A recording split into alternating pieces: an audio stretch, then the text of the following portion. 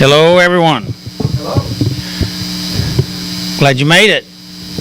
It seemed pretty sparse around here a little bit ago, so hopefully there will be some more come in. So I'm glad you're here. It's all right if I move some of this stuff around up here. Please. Thank you, Vanessa's not here right now, so okay. Yes.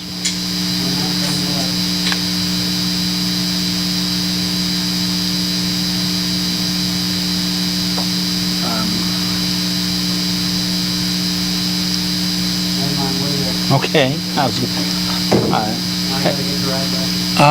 Okay. All right. Well, I'm glad we're live, except this don't sound like it's up. But can you hear all right out there? I say. All right. I didn't test it this way, but anyway. Welcome everyone here in the room. Those that are outside, which can't hear me, but they'll be in a minute.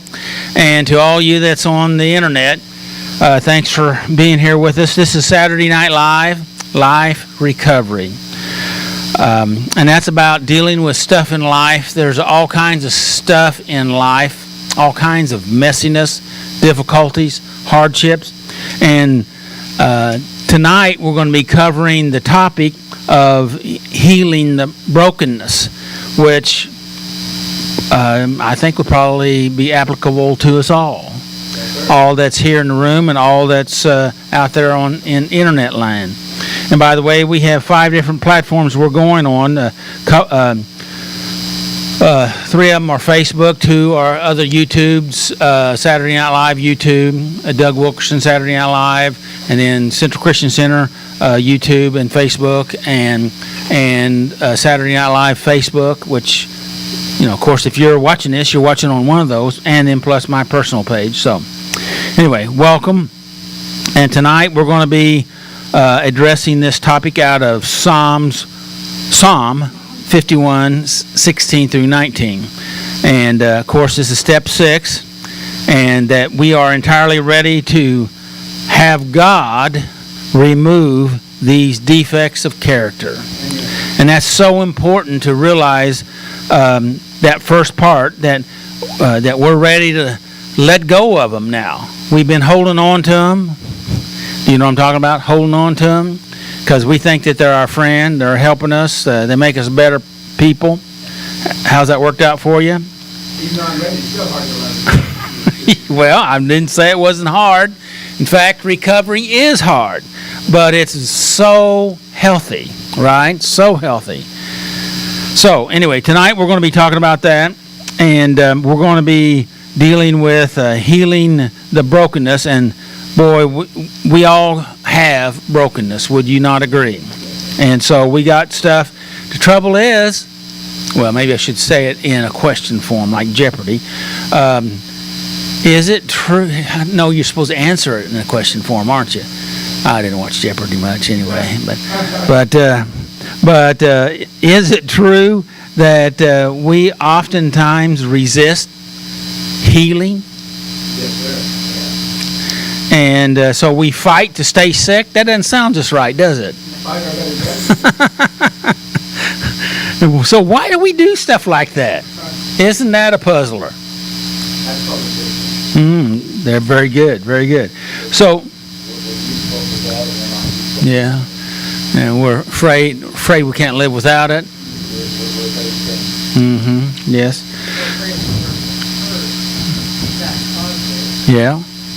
Yeah, that's true. Because we don't feel like we're able to do it on our own. And you know what? The truth is we can't. That's what step 6 is talking about, right? We can't do it alone. But did the drugs and acting out, obsessive compulsive behavior, substances, alcohol, all that stuff, did it do it for you? It did something, but it did help you get better. So the question to that is pretty obvious to most people, right? So the main question that we're going to start off with is, what does it mean healing the brokenness? Comments?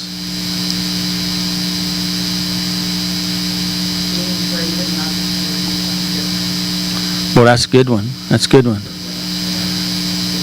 Jimmy, could you hear me back there? Did you have a comment? Okay. All right. I'd always agree with Vanessa too if I was you.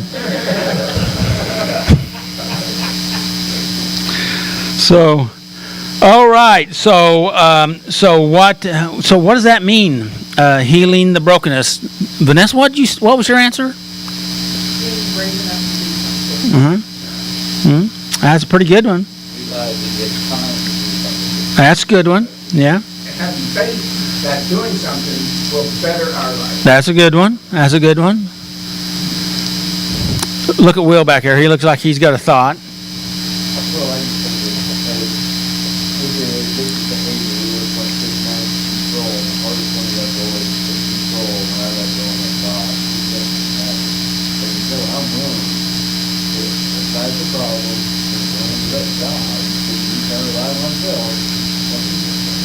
That's good. That's good. Yeah. Oh, that's good. That's good. So I tried and it didn't work. So I mean, then what do I have to lose? You tried what? Stop. Okay. And I could do it. So why would I hesitate on giving that up to God? Mm-hmm. Okay. Well, John's comment there, we do have both venues, so to speak. We have the internal and we have the external, and we're working on both of them at the same time. And it's hard. It's hard to do the external if you haven't done the internal, and it's hard to do the internal if we haven't started on the external. Would you agree with that? You don't understand the external? External is your life. Your structure of your life, the system. See, because we build systems around us and we live within this system or network that we create, whether it's healthy or unhealthy, chaotic or peaceful, right? And so we have this system out here, but we also have this system in here, our heart, our thinking, and sometimes, our outward chaos is pretty well correlated to our inward chaos. Would you agree with that statement? Okay, so anyway, what we're going to be talking about, again, as out of Psalm 51:16 through 19, which are really good scriptures, and we'll be talking more about that later. And that healing brokenness involves a sincere, this is a statement about the question I've got here, is that healing brokenness involves a sincere repentance, inner transformation, humbleness, leading to a restoring of relationships with God in a positive and a positive impact with the community. And I don't do a good enough job talking about our community effect. I know that, and I need to do better at that. But because we affected our community in our addictions, right? And we do affect the community when we are living in a healthier way, and that oftentimes we can really make get some good, positive, healthy feedback from the community that we choose. Or we can figure out, I need to choose a better community or a different community, right? You know what I'm talking about? People, places, and things. Hello? And so, anyway, that's, I think we've gone through that enough. I have 4 different areas, but I'm not going to go into them. So what does healing the brokenness, how does it connect with step 6? Do I need to read step 6 again?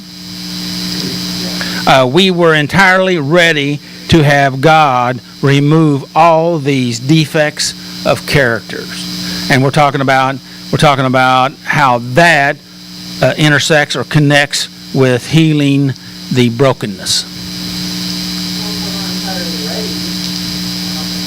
Oh, you got that right. Yes, good. Anything else? There is no other way. I mean, we do nothing instantaneously and fully. Everything is on a continuum. You know, it's a process, right? And God knows that. Okay, He knows that. He knows that before we figured it out. That you know, it's a process. We can't get to third base until we hit first base, right? Yes, sir. One of the points that I really appreciated in the lesson tonight is that God doesn't expect or want perfection. Say it again. Just so everybody hears it. God does not expect or want perfection. He just wants us to be willing and give it a try, and then He's going to help us. That's right. Just Absolutely. Good. Go ahead. like John was saying, we have to get out of our own way first. You know, we have to say, okay, I tried it, God. I couldn't do it. I need your help. Please help me. Say it aloud with your heart. And then step aside. And you'd be amazed what can happen, you know. It's really cool to think that God is that loving and He's just such an amazing creator, and He knows everything about us, Right. more than we know about ourselves. Yes. We can gaslight ourselves, but we cannot gaslight God. Yeah. Well, he knew what we were going to be doing way before we got there, so He made a plan, even though we're not aware of all of it. And that's the reason why walking in faith is so important, just to trust Him, because He's got a plan. But we don't like to do that. We like to run our own plan. You know what I mean? We are all born outside of the box, but with our addiction, we build a box. Inside our box, we're happy with our box. We don't want to get out of our box, we have our box staying. We're comfortable with our box. But to progress and to get better, we have to get out of our box and leave our box, work our box, and get rid of our box so we can't go back to our box.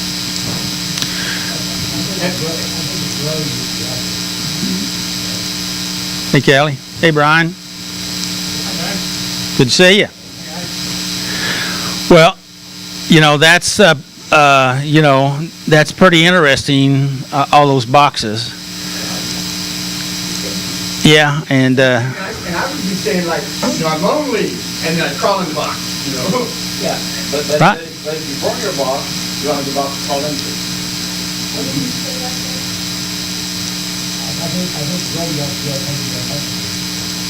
say it again a little louder. Have to be okay to be uncomfortable in order to go, and that is absolutely the truth, because we are designed to seek pleasure and avoid pain. So that means we avoid those elements that make us grow, which is that conflict or pain that you're talking about. I'm having a hard time hearing you. Right, and that's that box that John was talking about. You know, where we. In fact, let me read you a quote that I have down here for tonight, but I didn't know where I was going to put it in. And this is from Einstein. He says, "You can't catch this." What was your name again? Shane. Shane, catch this. You can't solve a problem that the same mind has created. So, whatever this mind, this box thinking, we get ourselves locked up, and if we stay with that type of thinking, then we can't get out of that box. So we have to do something different. We have to be willing to go through that pain, just like you said, Shane. So that's great. That's an interesting quote, I guess. That's an interesting thought. But I created it, and so now I think I can fix it, you know what I mean? Yes.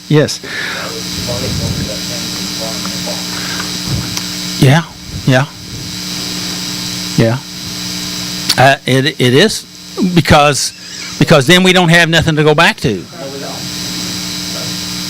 We'll follow somebody else's box with them, but they wouldn't like them. Yeah.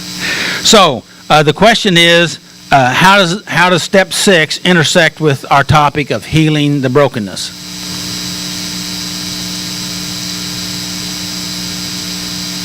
I would say answer it. Would you like to expound on that? Yeah, I mean, like how do I do it, And well, the answer is turn it over to a higher. Okay. Now, we were entirely ready to have God remove all these defects of character. And I tell you, I was so sick of worried about being evicted or where I was going to sleep and stuff, and that wears you down. Yeah, it takes you over, pushes you into anxiety, and then that makes you very susceptible to the things that you're trying to not do anymore. Yes. I'll sit in an airplane. Mm-hmm. All right. So this step here is to help us to get a different attitude and behaviors, and to address our defects of character so that we can stop contributing to the problems that we're having in our life. Does that make sense? That's how it goes together.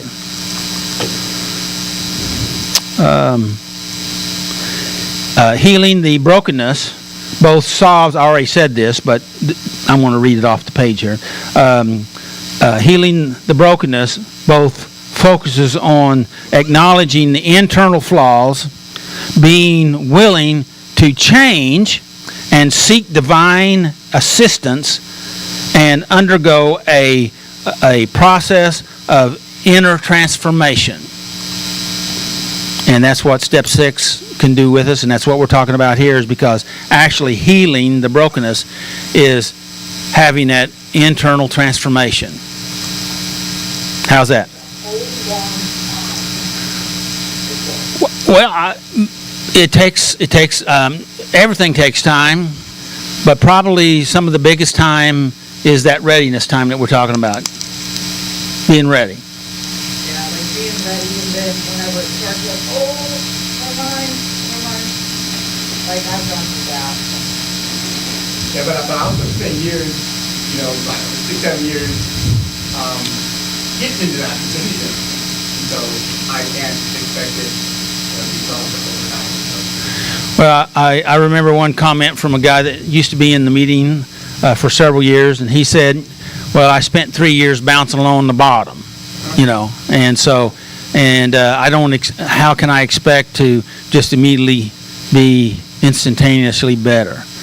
But, and so it's a process, and those first steps of getting better can be really good, but the fact of it is, we do a lot to self-sabotage, and that's what we're talking about several different times here. So are you ready for some music? All right, welcome to the ones that came in here new. And we're ready for some music. You want me to pass this back here to you? Okay.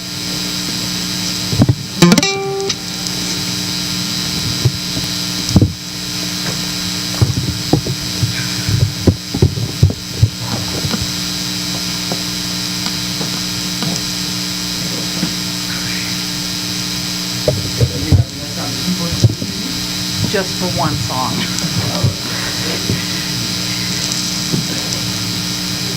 Let me get adjusted. Oh.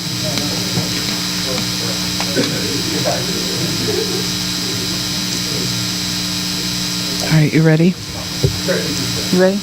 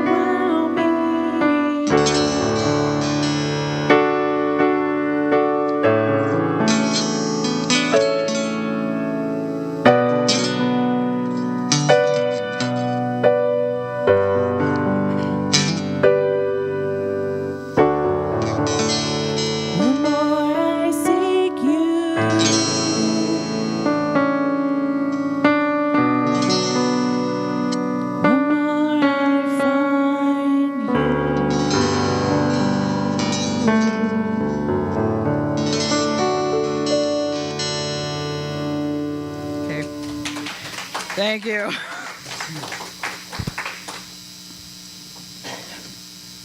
It's been a very long time since I've played, and playing. Oh, it's been. I tell people it's been a long time since I've played, and don't play in front of people. So. Thank you. Thanks. Give me the drums.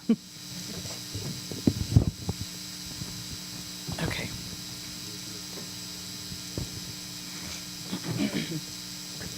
You ready?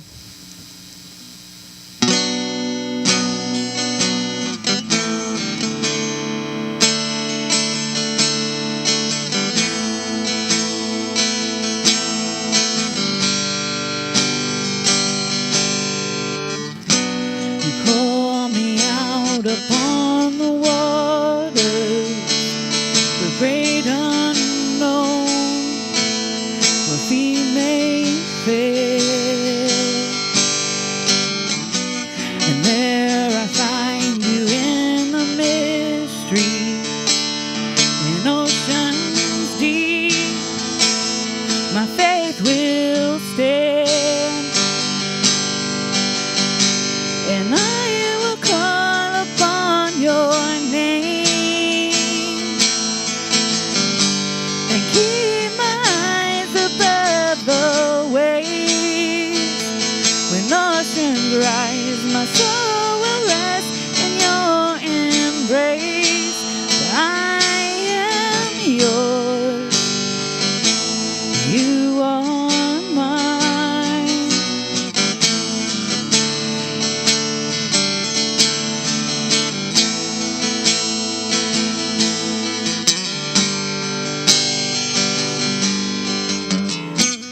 Grace abounds in deepest waters. Your sovereign hand will be my guide. Where feet may fail and fear surrounds me, you never fail, and you won't start now. So I will call upon your name and keep my eyes above the waves. When oceans rise, my soul will rest in your embrace. For I am yours, you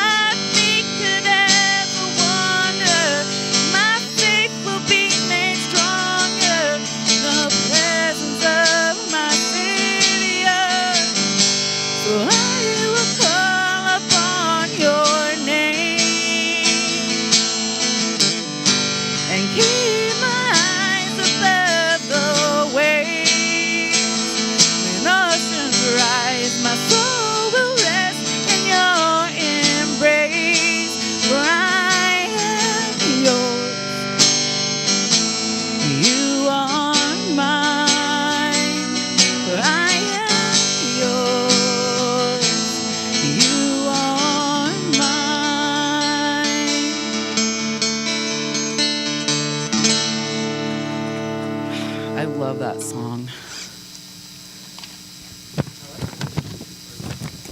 Thank you.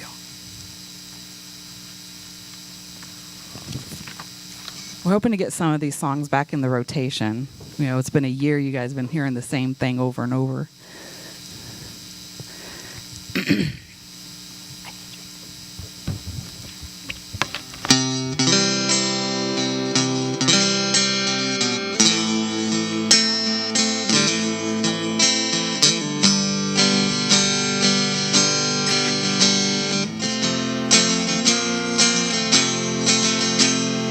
He is jealous for me.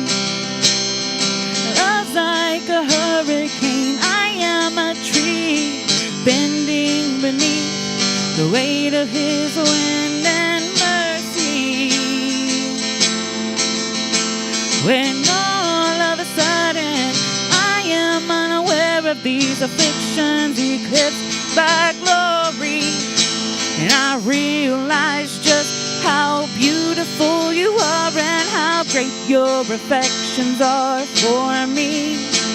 And oh, how he loves us so. Oh, how he loves us. How he loves us so. And we are his portion, and he is our prize, drawn to redemption by the grace in his eyes. If grace is an ocean, we're all sinking. So heaven meets earth like an unforeseen kiss, and my heart turns violently inside of my chest. Well, I don't have time to maintain these regrets when I think about the way he loves us. Oh, how he loves us. Oh, how he loves us. Oh, how he loves. And we are his portion, and he is our prize, drawn to redemption by the grace in his eyes. If grace is an ocean, we're all sinking. So heaven meets earth like an unforeseen kiss, and my heart turns violently inside of my chest. Well, I don't have time to maintain these regrets when I think about the way he loves us. Oh, how he loves us. Oh, how he loves us. Oh, how he loves. He loves us. Oh, how he loves us. Oh, how he loves us. Oh, how he loves.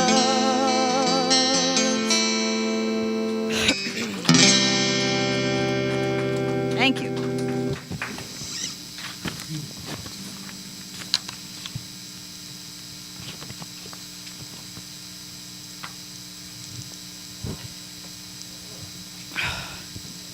I love that there's somebody here worshiping. Love it.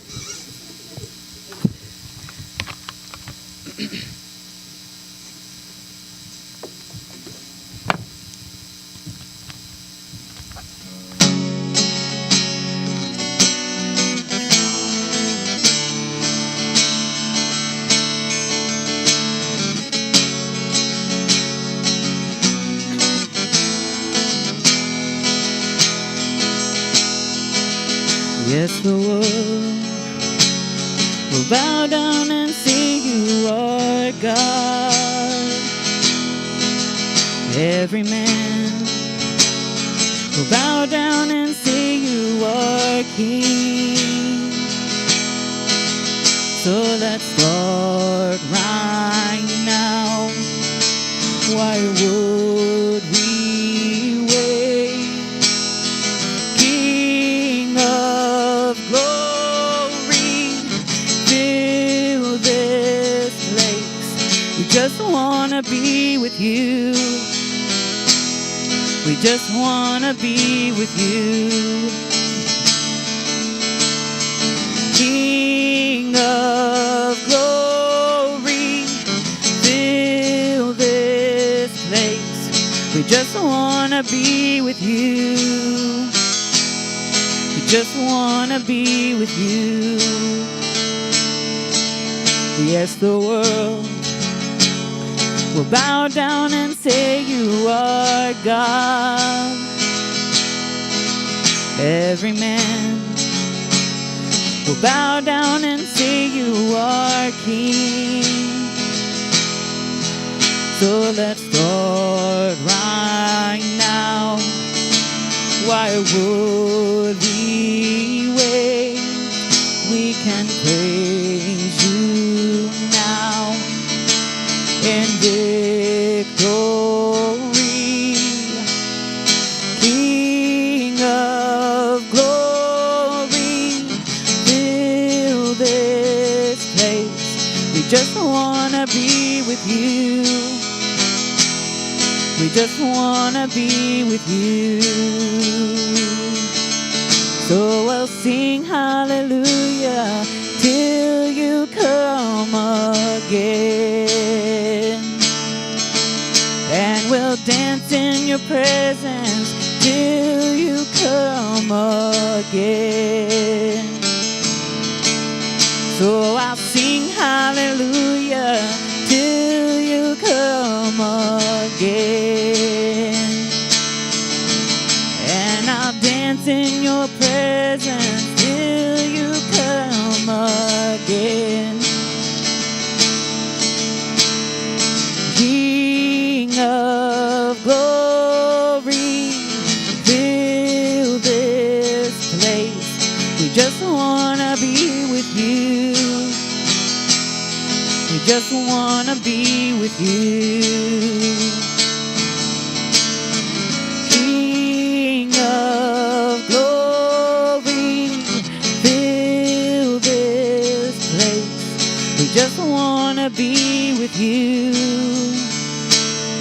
We just want to be with you.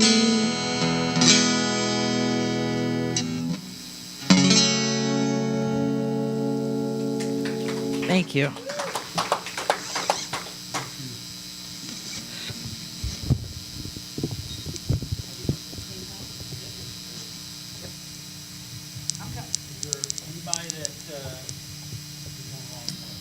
I go this way. Anybody need a bracelet tonight? Clean time bracelet. Okay. Yeah, just hang on a second. Let me find my thing here. Oh, you already go. All right. Here at Saturday Night Live, we like to acknowledge clean time with colorful bracelets. This clean time isn't just from drugs and alcohol, but for whatever keeps you in bondage. Whether it be drugs, alcohol, anger, gambling, food addiction, lying, cheating, stealing, you fill in the blank. So first up, we have white bracelets just for today or less than 30 days. Anybody need one? Orange for 30 days. All right. Willie over here will get it. Good job. It's amazing. Good job. Green for 60 days. Maroon for 90 days. Hey, so on the 13th, you better get that bracelet. Well, Or we trust you. if you get it tonight. All right. Maroon for 90 days. 90 days. Yay. Go, Jimmy.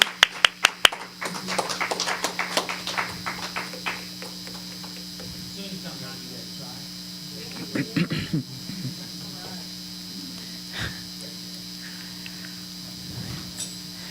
right? Blue for 6 months.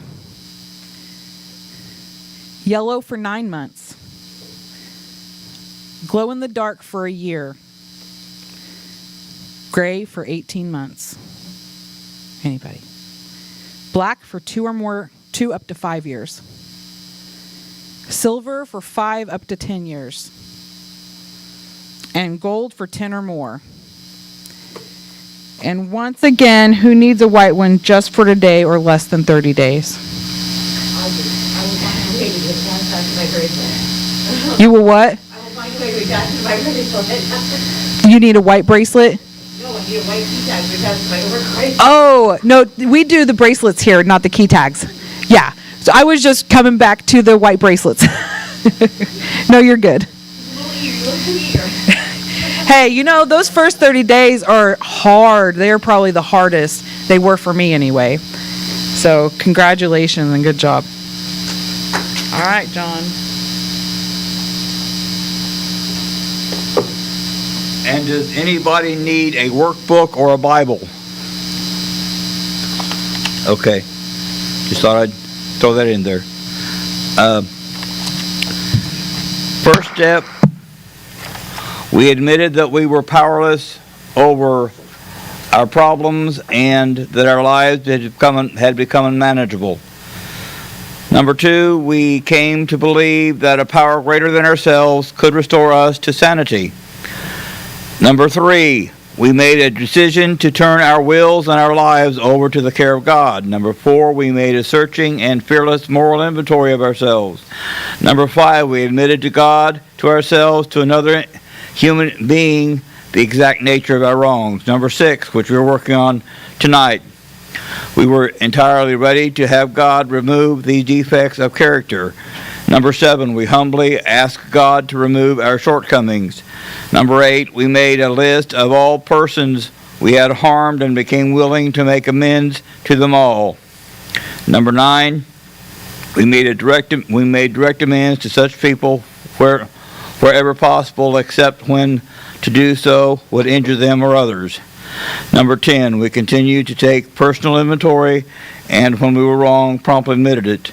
Number 11, we sought through prayer, meditation to improve our conscious contact with God, praying only for knowledge of His will for us and power to carry it out. Number 12, we, having had a spiritual awakening as a result of these steps, we tried to carry this message to others and to practice these principles in all of our affairs. And back to number 6, where we're going tonight, we were entirely ready to have God remove these defects of character. Thank you very much.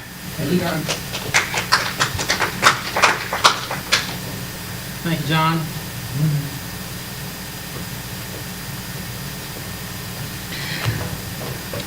Hello, everybody. I'm Robert.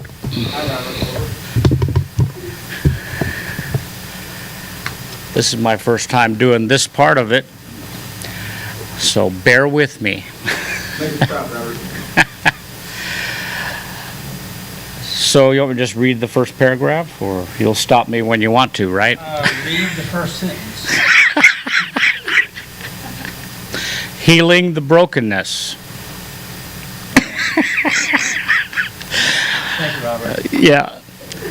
The Bible reading is from Psalm 51:16 through 19. Do you want me to read that, or? Well, it's kind of quoted some of this. Okay, so we were entirely ready to have God remove all these defects of character. If we have sincerely practiced the previous steps, we've probably found enough pain inside ourselves to break our hearts. That's the first sentence. Okay? So Robert said that he was afraid of the questions I might ask. So are you still afraid, or you can always pass it off to the group, or you just want me to go straight to them? No, I'll lay it on me, brother. I knew you could do it. So, do you agree or disagree with that first sentence? Oh, 100% agree with it. My heart has broken over and over and over the pain that has been that I've dealt with over my addiction, yes. So, what are your thoughts about that?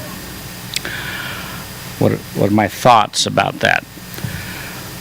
These are, Well, it's like when you've had enough, you want something different. And you get beat down enough, you get your heart broken enough, you're entirely ready to do something different. And sometimes it just takes that beat down to make it work, you know, to make you realize that it's time for something different. At least it did for me. okay. That's interesting. You caused another thought there, Robert. And by the way, I'm going to be going to the group here. Brian, I'm expecting a lot out of you.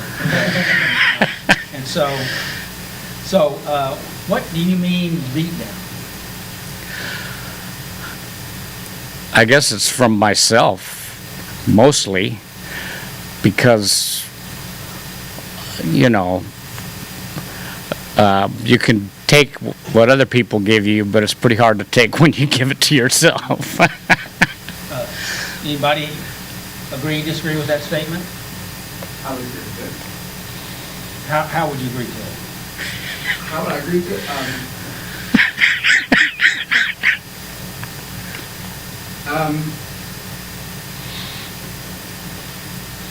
Take it to the group. I just know the answer. Okay. I just can't explain it. Anybody have any other comments? Go ahead and read the next sentence. Facing the fact that brokenness is part of the human condition can be crushing. But if we have arrived at this point, it is probably a sign that we're ready for God to change us. So would you agree with that or disagree with that? I agree. And Where's that? Kelly has something she wants to say.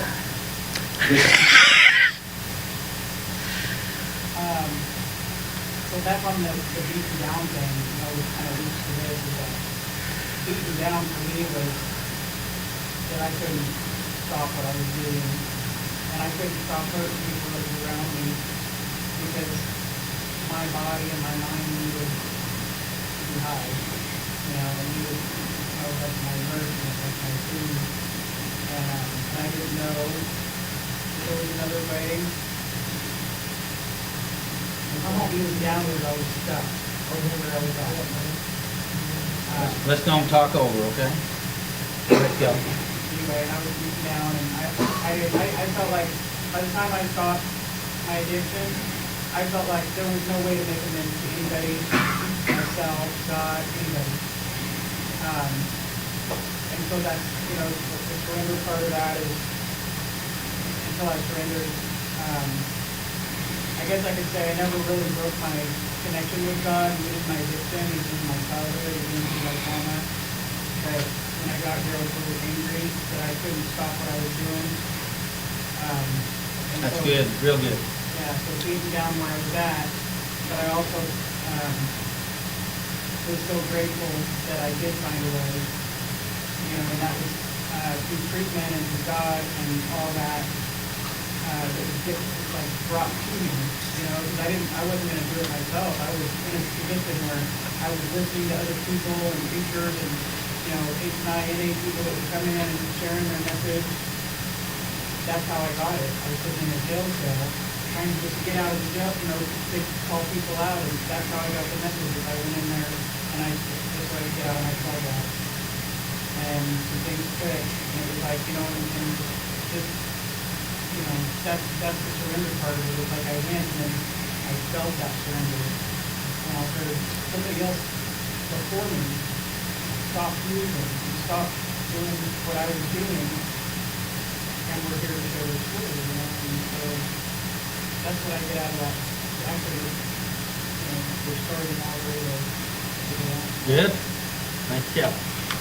You wanted to say something? Oh, yeah. In my work position, nothing to make me happy. And I was, painful for you couldn't have enough bills, you couldn't have enough, you couldn't have enough bank account, and money in the bank account. It was never enough. It was always just put more and more, one more. I gotta wake up that one more, I can't go to sleep without one more. It's constant. Yes. Yeah, I agree with that, like an empty pit, you just throwing stuff in. That's what she was going to say a while ago, right? Oh, yes. I was just waiting for the moment, Okay, Robert. So, did you have any other thoughts?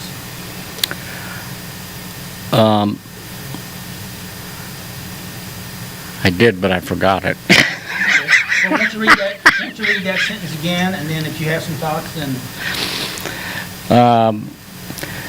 Facing the fact that brokenness is part of the human condition can be crushing. But if we have arrived at this point, it is probably a sign that we are ready for God to change us. Yeah, so, it took me a long time to admit that I had a problem. So, the first step is where we're supposed to admit that we have a problem. So it took me a long time to get through the first step. do you have any idea how long that was? People might be interested, but you don't have to share it if you don't want to. Well, I'd say it's probably about 20 years. Because we all struggle, and sometimes we have struggled a long time, and even when we're done with one struggle, we still have other struggles, right? Right. And maybe I should kind of clarify that. I struggled with stopping gambling for many, many, many years. However, it would go in spurts. I would go gamble, and then I would kind of get into some financial trouble and think, I got to stop this. But I thought I could do it myself. And what was really the thing that I had to come to grips with is that I couldn't do it myself. Once I finally accepted that this is a real problem that I cannot solve on my own, then I started making progress. When I really truthfully admitted that, then I started making progress. I still slipped up, but I knew that there was a better way. Before, I didn't care. I did not care what people thought of me or what happened. All I wanted was the satisfaction I got from doing the thing that I shouldn't do. The high. Yeah, the high. Mm-hmm. You got satisfaction from it, did you? Well, just like she said back there, it's never enough. Would you agree with that statement, Robert? Yeah. Because it's an empty... It's empty. Yeah. All right. Go ahead, Robert. Okay. And this, to me, this really hit home. As a young man, King David wasn't ready for God to change his character because he didn't recognize that it had defects. Pause. He prayed. Pause. Oh. So what do you think this means? Well. Let's read that. Let's read that again. Okay. Because I think everybody needs to get focused on this. All right. Because you said it was important to you, meaningful to you. So right. Let's do it again. Okay. As a young man, King David wasn't ready for God to change his character, but because he didn't recognize that it had defects. So knowing, most of us know the story of David. When he was a young boy, he volunteered to go in the army and fight this giant Goliath, and he knew that God would help him. He totally believed that, and so that kind of, after God did help him, that kind of went to his head, and he thought, then he thought he could do no wrong, you know. And I feel... Last week we talked about grandiose thinking. Yeah. And somebody didn't remember, I don't remember who it was, but they were unsure what that meant. But would you classify that as grandiose thinking? Yep. And I had much of that same type of thinking. I didn't think I had a problem. What's wrong with you?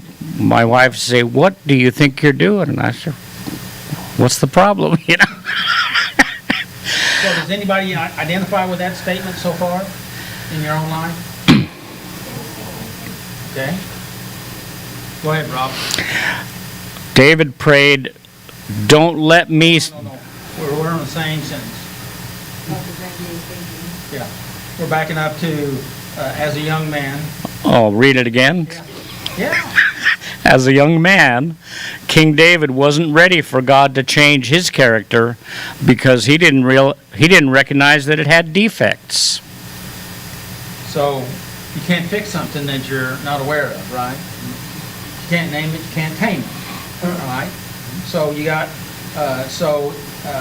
and I really like killing the giant in here because, man, that would, you'd say, well, now I can never do anything wrong. Mm-hmm. And sometimes when you're in your highest moment or when you're maybe winning instead of losing, you think the rest of it's all going to be winnings, right? Yeah. There's no losing now. But that's not logical. It's not rational. Right? No. And so then we think that he thought God used him so you know, he could do no wrong.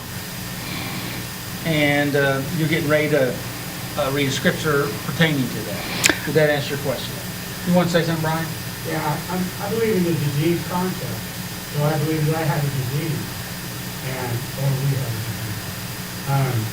So when I was sick and tired, it was trying to change, but I didn't know what I was changing because I couldn't see those people. You know, I couldn't tell, well, I got a problem, and this is a problem. Well, I didn't believe that I had a problem. You know? But when I finally admitted that I had a problem, then there was something I could start to do about it. I couldn't even, God didn't even enter the picture until narcotics anonymous came along. Right. That I belonged to came along. And once I realized that I could do something about this disease, I could treat it, it wasn't a cure because it's obsessive compulsive behavior. And that could be anything. I could be addicted if I could leaves fall out of the tree. You know, if I wait all day, I sit down leaves fall out of the tree, I'm in trouble. Yeah. You know, I put off on my daily responsibilities or whatever. So what happened to me was that I finally had to have something that was always on to be on the side, and that was God. But I didn't believe in God for the rest of the thing. You know, it took me a while to understand. They told me I could come up with my own understanding of the higher power. And so that's what changed my thinking, to start doing some education on what did I really believe in God? And what was it that I believed in God? What I wanted him to do for me. And all I wanted to do for him was be there for me. Be there with me, go through things with me. Awesome. But, you know, it took me a while too. I can't tell you how many years, at least two, before I was willing to make some changes. Mm-hmm. And once I decided to start doing something different, I was able to figure out, you know, what am I going to do different now? You know, but the problem with some of that is that once I slay that first giant, there's others to be had. Yes. You know, this is not just the one disease deal here. There's many things in my life that cause me to have this obsessive compulsive behavior, even positive. Motorcycles for one. You know, that's obsessive compulsive, really big in my life right now. But Anyway, that's kind of where I'm at with all that. That's great. And Shane? That's what he was saying over here. You know, I don't think people are Smith drug addicts is that, yeah, he's a problem. You know, somebody for 20 years, I thought, you know, parents, stuff like that. I believe that we have childhood problems, we have adult problems, and we didn't even know we had these problems. And we use drugs and math, and we do extra stuff and everything. Yes. And when we can recognize our sense of defect, we don't have to recognize that. You know? What was that last statement? Recognize yourself as defect as a deal, as you try to grow from that, and try to change your ways of thinking and figure out your problem doesn't your problem today, you know, now. You see right here, the longer, so. We can go back to that quote that about Einstein says you can't fix a problem with the same brain that created it. Right? You know, we read that in the beginning. I don't know if you were here then, Shane, or not. But, you know, that's what all the steps are up to 6 here is about recognizing and dealing with that and working through that, getting ready, you know. And so in step 6, now we're entirely ready. Well, are we really entirely ready? That goes back to Vanessa's question earlier. You know, basically can it be in degrees? Yes, it always is. Okay? But we can only give what we got, right? Yep. And if we give that, you can't do any more than that, right? And you do that, and then you do more. Isn't that true? Wouldn't you agree with that, Brian? Yeah, we do. Anything else?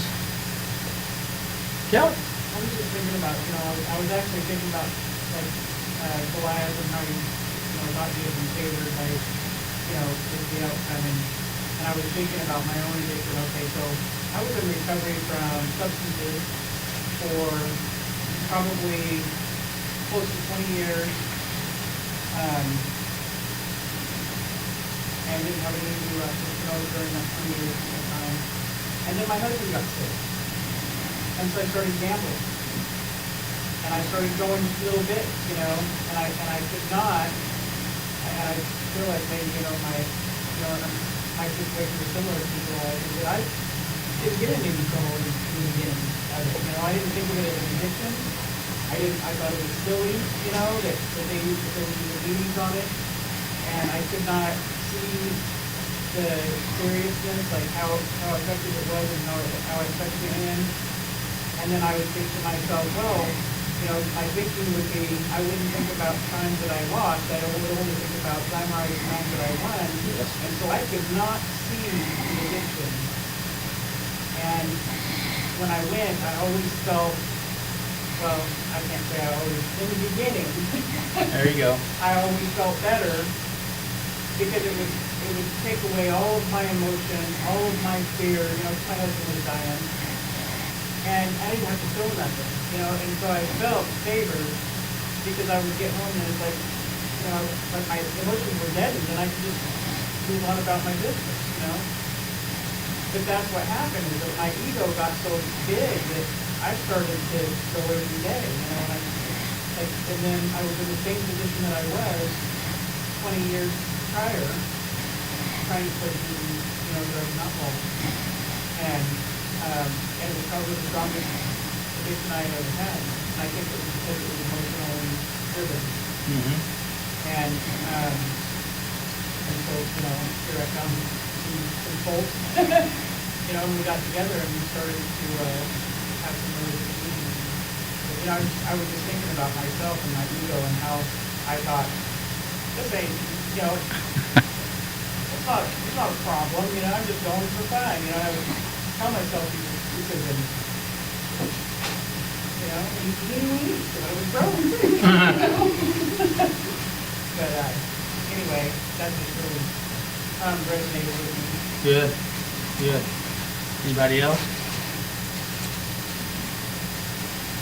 I was always told that if you have a really, really big problem, like my brain thinks way too big. So I started telling myself, okay, you gotta think smaller. You can't just think of life after death. You can't think of eternity. You gotta pay attention to what you're doing in there. You can't think of what's going before that or what's going to come after. And and it didn't work. I was supposed to be too angry to tell him that. One of the last places I was staying at, we had somebody that ran a spring across the room. And said, you gotta look at, this is where, the path was. And this is way where your pieces will be. And it was able to put things in perspective for me. But basically, I'm literally wasting every day of my life trying to figure out what I did last week or what I'm going to do next week. All right. Good deal. Brian, did you have your hand up? No. Oh, just waiting. Do what? Gratification, in October of this year, Kelly and I will have 30 years clean off the drugs and alcohol. All right. Congratulations. Awesome. It can be done. We can change our thinking. And sometimes it takes a while for us to do that. But it takes some willingness. Yes. But it is a process for sure. And, but that thinking and negative thinking, for me, has never really gone away. I can subside and I can use prayer, meditation, and some other stuff my sponsor and other things that I've learned over the years. But it's always there. My deal right now is I had emphysema, had a double lung transplant, and my biggest thing was smoking, cigarettes. And every now and then when my brain starts to talk to me, I don't listen to it much. But I want to smoke a cigarette. I just want one. Just want to smoke a cigarette, one cigarette. And I know that's a lie. I know that it won't be anything. It'll be a cost or two. And I'll be right back to and then I'm kind of slapping my donor in the face. I'm not going to do that either. So, anyway, I'm 6 years post-transplant. That's great. Everything's cool. That's awesome. 6 years after his lung transplant. Double lung transplant. Double lung. That's great. And I appreciate knowing y'all because, it shows what you've done. Inspiration. Awesome. Because I tell you, the times it's just, It's up to you and God to make that decision. Maybe together, it's probably going to happen. Make it on my own, it's probably going to happen on my own. Right. And he's not going to force you, so he can't do it on his own. But he's giving you the opportunity to have that choice. I try to either I'm too nice or too stupid, so when I want it, I get it, I think. Okay, back to the topic, and that we're at. We're gonna go to Psalms 26. Is that right? Uh-huh. Okay, David prayed, "Don't let me suffer the fate of sinners. I am not like that. I live with integrity. So redeem me and show me mercy." He approached God on the basis of his own merit. So what do you think about that? Well, I think he had to learn the hard way, that not the way to approach God. Anybody here ever had to learn the hard way? Yep. Don't pray for patience. Yeah.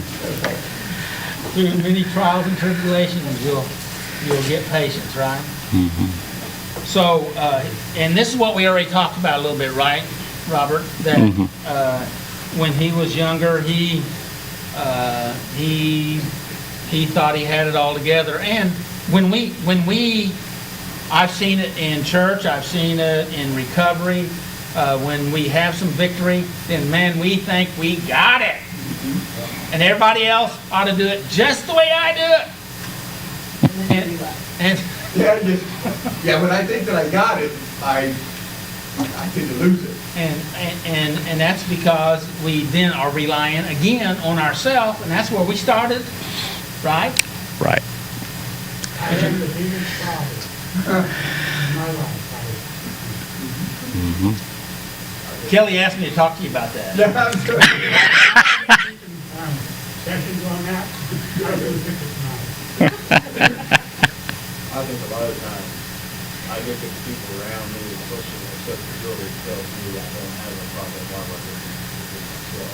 times I find it hard to something that's supposed to be good for me, or I have to change my situation that I actually admit that even actually just there. So why do I need God if I'm my own God?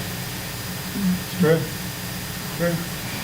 Speaking on that too, like, because my struggle with alcohol, that social acceptability messes you up, you know, and you get like this haughty, you know, pride thing in your head, and no offense, I hope I don't offend anybody, where like you start thinking, well, like, I'm not smoking crack, I'm not doing this, I'm not, and then you start like measuring what addictions are okay and what addictions aren't okay, Right. you know, and it's, you know, Yeah. Or I'm winning more than I'm losing. Yep. yeah. And is that really the truth? Well, in my rationale. Right? I can do everything. Sometimes. Yeah. Yeah. I don't know how to do it.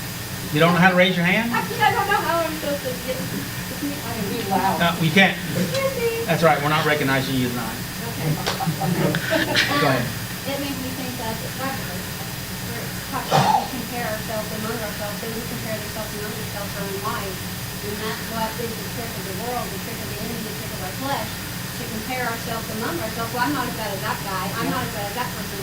That's where we get tripped up, because we're supposed to compare ourselves to this, and once we compare ourselves to this, then that's when we can see the defects. That's where we can see where we're missing on the holiness mark, is because of the comparing ourselves among ourselves. Because so much, even more so today, so much is socially acceptable.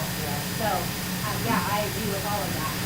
And I don't disagree with what you said, but I think it's it's more than that, because all of us, correct me if I'm wrong, all of us have always known when we weren't right. Right? We knew it. We knew it. But we would find ways to rationalize it, make exceptions for it, or, you know, like you said, I'm better than those guys, so I'm okay. Or God used me once, so therefore I'm an exception to the rule. And how many people have I known that way? Right? And so, but I'm saying that we know that already inside, but we deny it, cover up, hide from it, numb out. So, anyway, good point. Robert. It wasn't until later in his life, when he was confronted with his sins of adultery and murder, that he was able to say, "For I was born a sinner. Yes, from the moment my mother conceived me." He also said, "You do not desire a sacrifice, or I would offer one. The sacrifice you desire is a broken spirit. You will not reject a broken and repentant heart, O God." And you have any thoughts on that, Robert? Yes. This is what really impacted me on the lesson tonight is, like I was saying earlier, God knows us better than we know ourselves. And He doesn't expect us to be perfect. What He wants is us to admit that we're not and ask for help and repent and say, "I realize that I'm wrong, but I can't fix it. Please help me, God." And He will. That's what's amazing. He will if we're sincere and we really mean it. He can tell. And even though we may relapse a few times, we're on the right track. Yes. That's what God wants, is us to admit it and realize that we can't do it alone. Good, good. So what do you think about this statement here talking about you do not desire a sacrifice or an offering? Do people think that if they did something or worked for God or gave money, do they think that has an effect in what's going on in their life? See how I asked that question? Yeah. Well, of course we do. And in fact, I'm ashamed to admit it, but yes, I even thought that in the midst of my addiction to try to make myself feel better. I volunteered to take my truck across the state to pick up some bricks that we found cheaper at a certain place because we were building a new church, so I volunteered to go get the bricks. And although I wouldn't admit it, the truth was I did that to say, okay, God, I know I did wrong gambling, but here I'm trying to make up for it. And that God doesn't want that.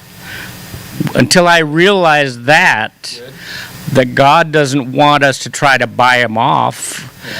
He wants us to know that we're sinners, and admit it and ask for some help. And have this broken and contrite spirit, this repentance.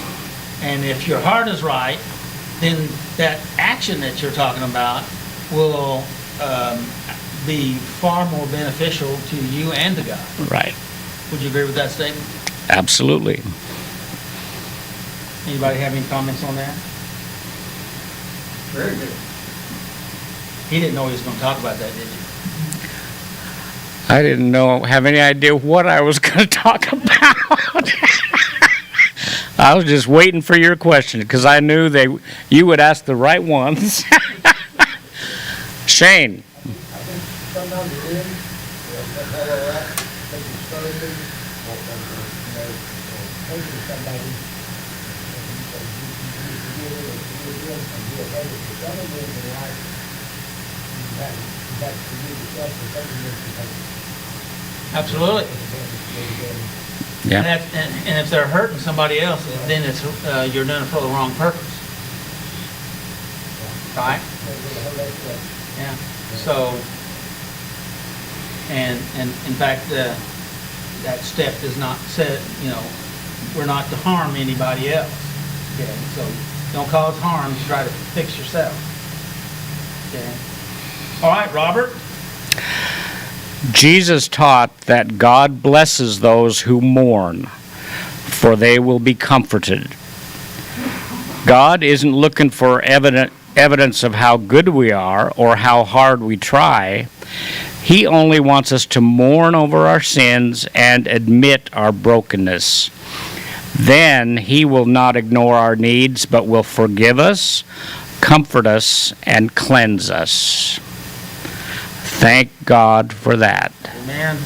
I'll admit that whole thing, kind of made me mad because not that I don't love God, but when we have to deal with the natural consequences, it's really hard to feel like it's not punishment or that it's not some kind of sacrifice that He's asking for. Because further on in that scripture, God took Bathsheba and David's baby. And after David said this, you don't require a sacrifice. Well, that baby died, and people say that God took the baby. Okay. We can say that David's prayer was not answered to restore the baby. So, I don't, there are consequences, and somehow God works out that takes some of those consequences, but others He helps us through those consequences. And that's tough stuff. But what was our first statement here about, I think Shane was talking about,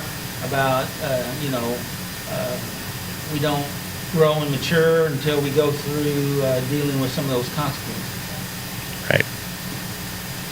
And sometimes it takes us... The consequence is the capital. Whatever I've done in my past and what I do tomorrow, I can say today right now, I don't have any consequences. As long as I stay on the path that I'm on. if I start to thinking I know my way, I could veer off and go right or left, because it's keep on going forward, usually okay. But those consequences, that's one of the reasons I'm still in recovery after almost 30 years. Those consequences. Because I have to take them, whatever that is, jail time, whatever. You know what I mean? Whatever. Yep. Because, to put it succinctly, is that when there is a natural and spiritual law that it's sowing and reaping, we move contrary to what God has said keeps us in the zone of blessing. If we move outside of that, then we're going to get those consequences, and and we chose that, whether we realize we did it or not. But thank God that He is there, just like Robert said, He's there to help us, to forgive us, comfort us, and to cleanse us, and help us through dealing with consequences. And oftentimes we have a hard time with that, okay? Because it is hard, okay? But do you choose to be on a different path of life, or do you choose to continue on the other path? You can't leave yet. I haven't asked you the last question. In a nutshell, No, but that's pretty close. So, did you have any other thoughts on your lesson? no. What did you learn from this lesson? Well,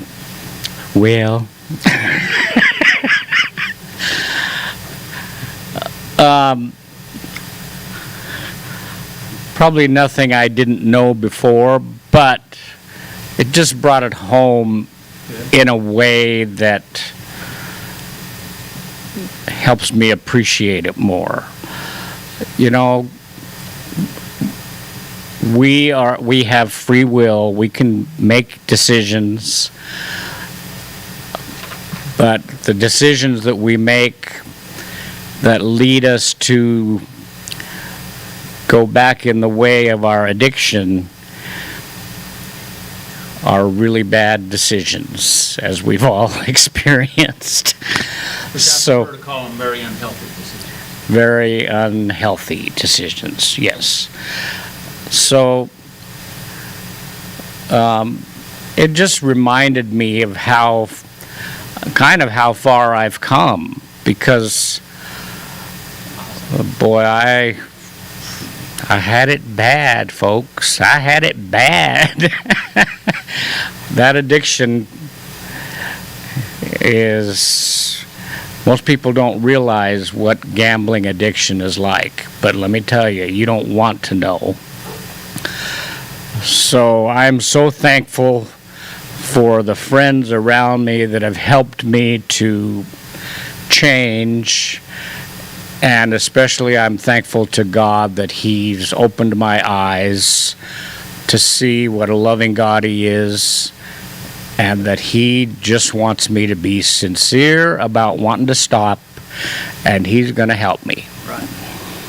So would that be your takeaway for the night? Yes, it is. Thank you, Robert. That's good. Appreciate it. So would everyone agree that addiction is like blindness, spiritual blindness? That we choose to not see what's going on, right? Would you agree with that, Gar? Absolutely. All right. Take it away, Gar. And I thought they chose the speakers in order to save the best to last, but he's a hard one to follow. And so hello everyone, and hello everyone in internet land. Thank you for being here. And so, all right, so I'm going to have a couple questions that I'm going to try to answer. I'm going to need y'all's help. So speak up. Save me, would you see me drowning? All right, so question number 1. How have the last 5 steps prepared me to be entirely ready for God to work in my heart? All right, so I was thinking of that, and I said, okay, well, I need to kind of refresh my memory on the steps. And, so step 1, admit that we're powerless over our problems and that our life has become unmanageable. And then, of course, my thought was, wow, was it unmanageable? It get really out of whack, evicted, don't know where I'm going to be sleeping. And so I said, well, okay, that. And then I go to number 2.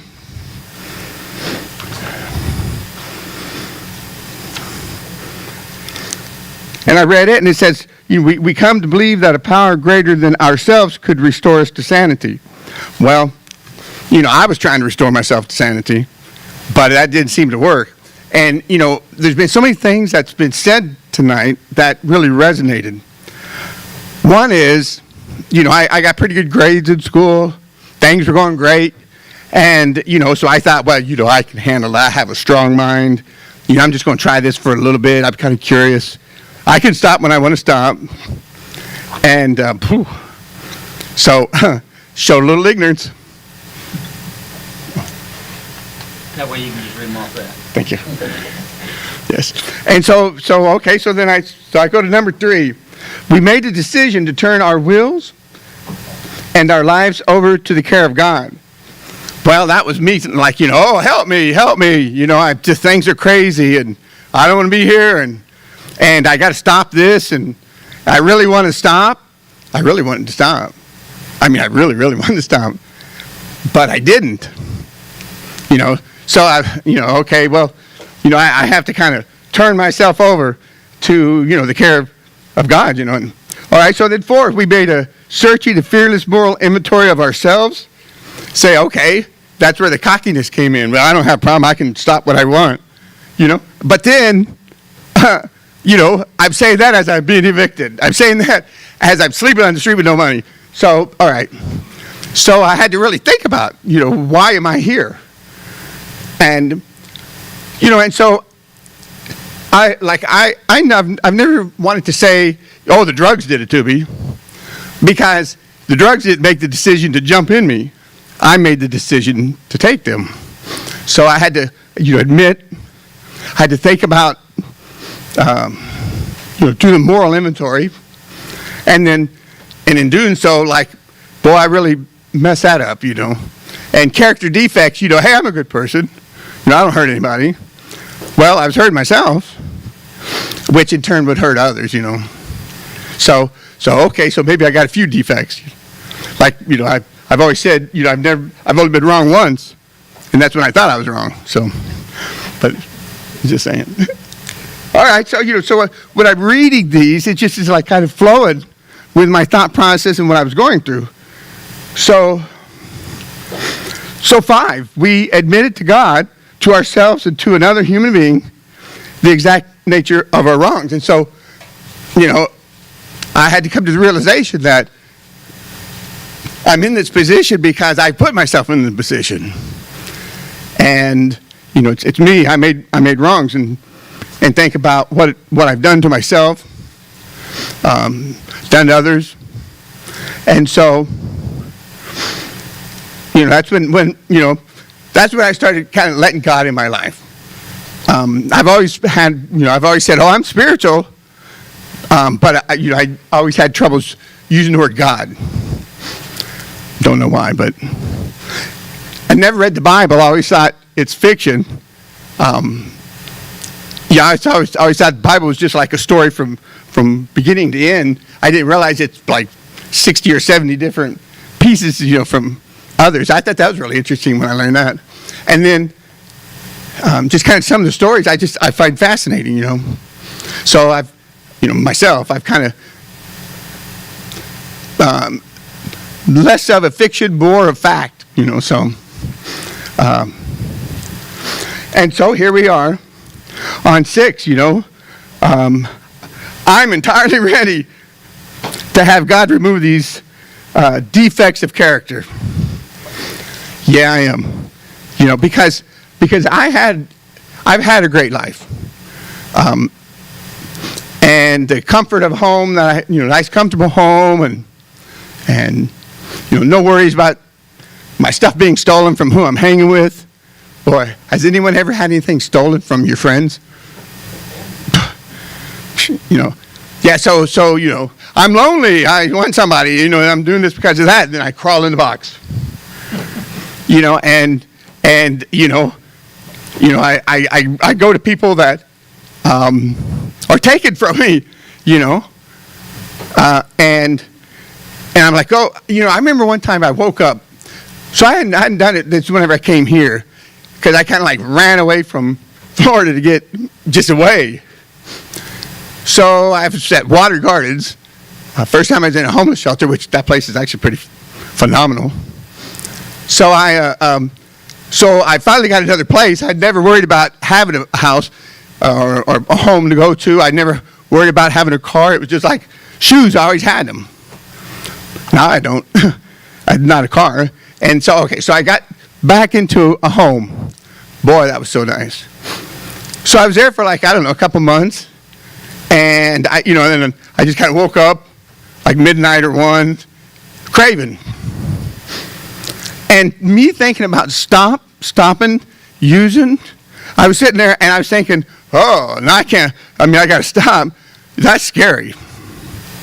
And I was thinking, well, that's kind of interesting. Why am I scared of stopping? So then I said, okay, well, think about this. When you were deep in that addiction, I was really scared of where am I going to sleep, who's after me.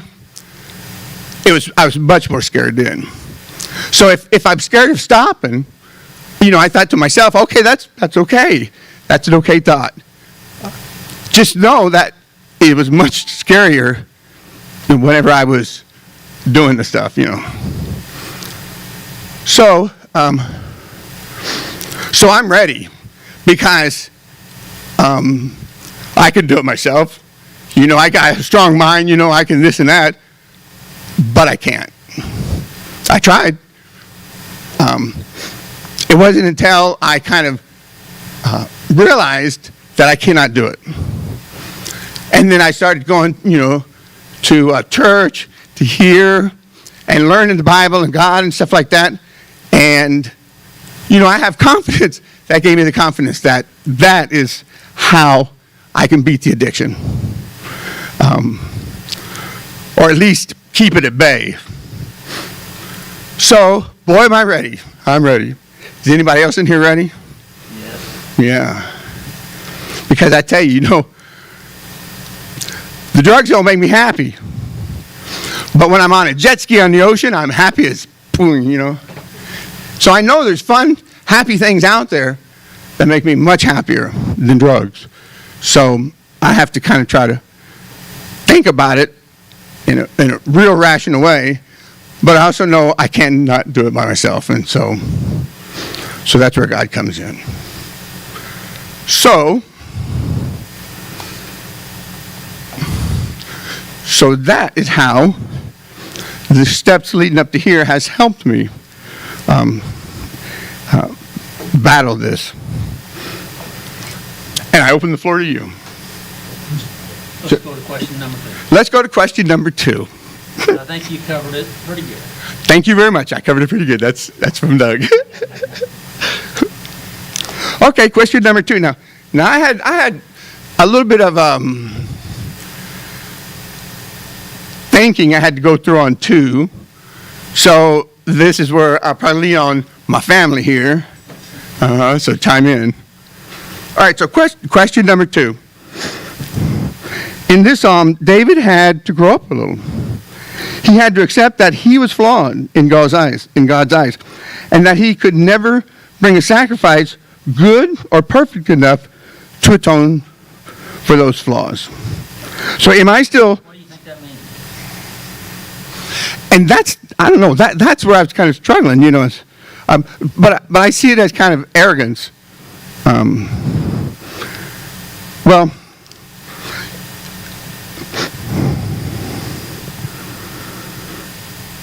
yeah, I think it's kind of arrogance, like, I'm not flawed, Well, candidly, I think we all are, to a degree. It's just, I know with my addiction, I was like much more fun. But that's how I'm thinking that I'm seeing this is I don't know if I want to say arrogance, because that seems a little rough, but at least a resistance to admit it. So I think I kind of see that as a resistance to admit that you have character defects or flaws. And I had a guy this week, I hadn't talked with him for 20 years. He called me, and I'd worked with him here at the church, and he said, well, you know, he said, I've just been an arrogant prick. He said, but now I'm not arrogant anymore.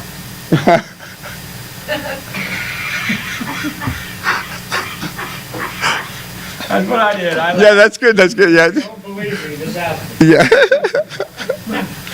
But he has, I mean, for a person to be able to say that, you know, he's made some moves. Okay? Sure. And he was trying to be funny, but I thought that was pretty good. And you remind me of it when you were talking that. Yeah,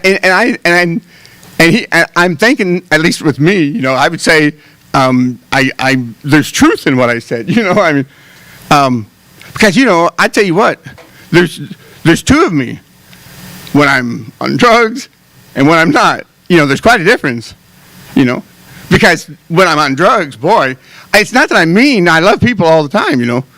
It's just, I get irritated, you know.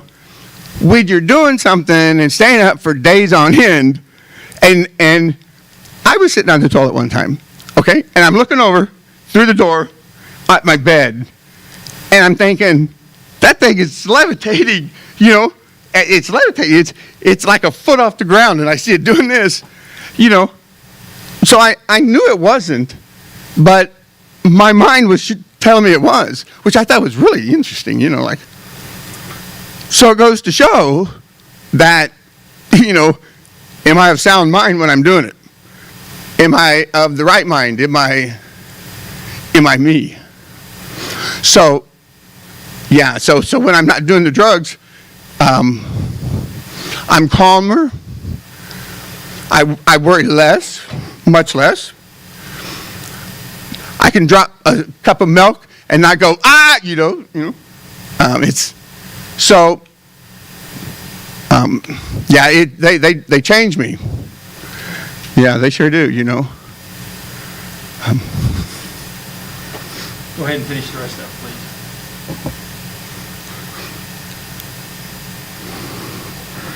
All right, so am I still trying to bring God evidence of how good I am? Or am I coming to a place of acceptance, as David did? And how does that acceptance help me stay out of my addiction? All right, so I'm going to try. Because like I said, this one, for me, required thinking that I need help, you know, with y'all. All right, so many good points were made here today.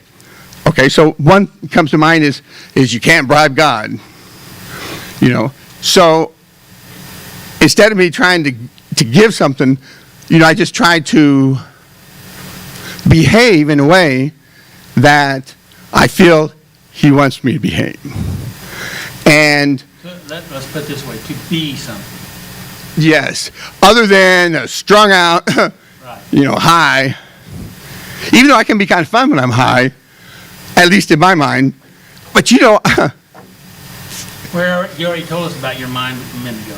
Yeah, the bed levitates and stuff like that. And I had I had cameras, you know, and because you know I was paranoid just a little bit, and I was looking at the camera on one with me high, and you know I talk a lot, but get me on meth, I don't shut up, you know, and you know, and I was irritated by myself just watching myself. I was like, well, you know, boy, I remember saying that stuff, and it was really, you know, deep when I was saying it. Now I look at it and say, you know, kind of idiot, but yeah, it's I was embarrassed with myself. So how did that affect you? Well, I don't want to be like that. You know, I want to be, for myself, I feel I've been blessed with a sound mind, so I can't screw it up with drugs, with talents that I can help people. I don't really help them when I'm on drugs. And I feel that in order to show my appreciation, because there's so many people that are born into different situations, you know, that are much worse and would really enjoy having what I've been blessed with. So for me to waste it by doing drugs, not utilizing it, I think is kind of a slap in the face of God. So I want to live, you know, so how does it help me stay out of my addiction? Well, Acceptance. How does acceptance help you stay out of your addiction? well, it's with admission that, you know, I have the flaws and that it's not good to do them. It's me ingesting them. It's all me. It's not my plug who's pushing it on me. It's not, you know, it's me. And so, you know, I say I have to accept that. It's me. And I've got to change it. And so,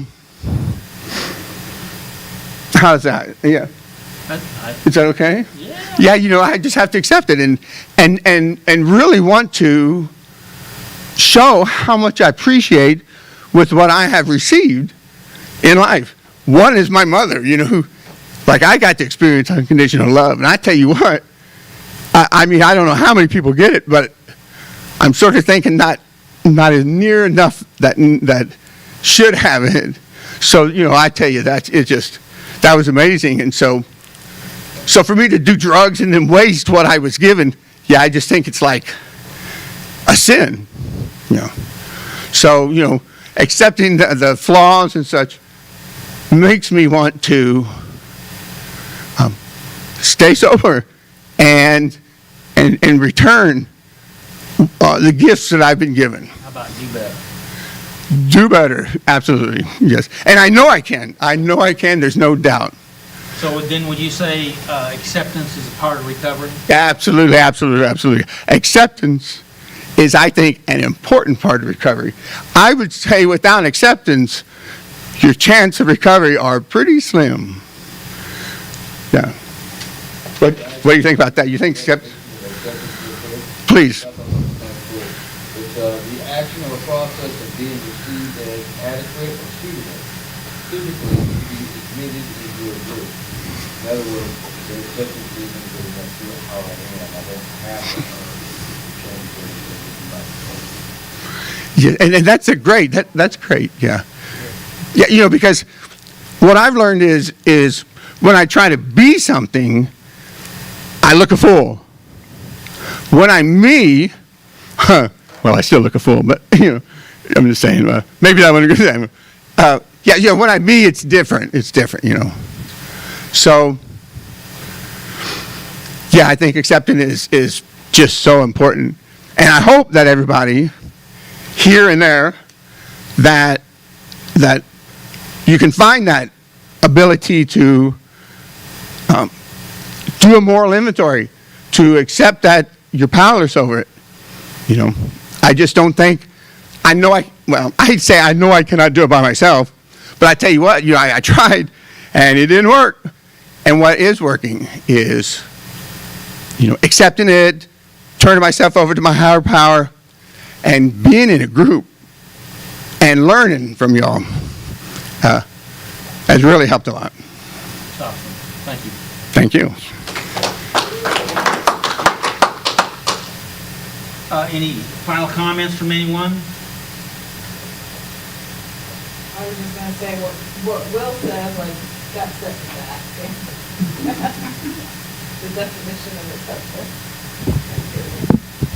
But isn't it great to have people around us that, you know, pull up the definition of a word and share, you know, and share their thoughts, and it's just amazing.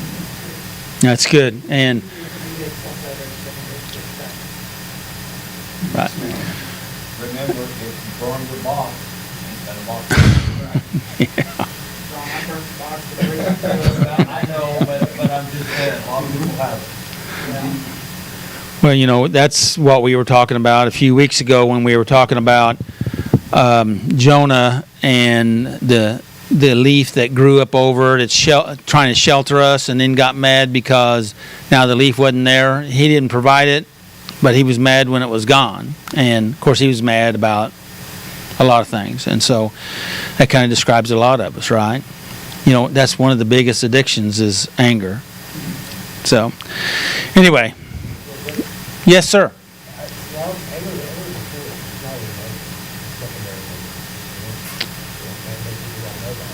Yeah. But it is also the addiction that I'm talking about, because then it releases dopamine into your system, and we like that, and it makes us feel powerful. It alters us. It takes us into a different state, you know, and so. Especially when we're rewarded for our poor behavior because we've scared somebody to, you know, into submission, you know, that's,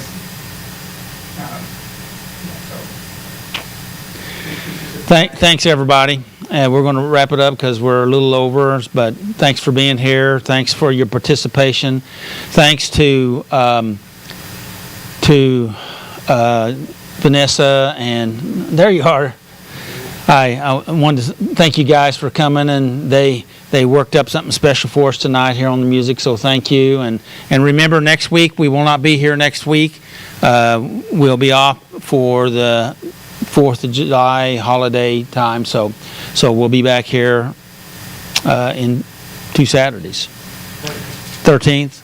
Yeah, so may the Lord bless you and keep you, and may His face shine upon you and give you His peace. We kind of have to surrender to get it, though, right? yes, we do. And again, of course, make healthy choices.